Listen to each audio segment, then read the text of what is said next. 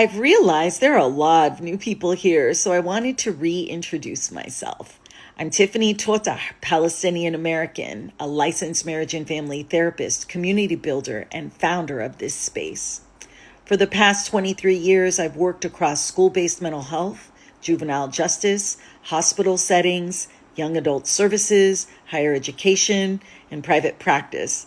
I've also taught drug and alcohol studies at the community college level and currently specialize in working with Arab and Arab families. Throughout my career, I've had a front row seat to the challenges our communities face, and more importantly, the incredible resilience, strength, and potential that exists within them. And that's why I created Community for International Arab.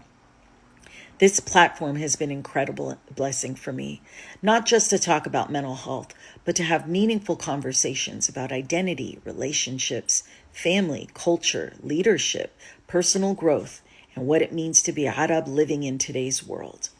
My goal has always been bigger than therapy. It's about creating community, a space where people feel seen, challenged, supported, empowered, and connected.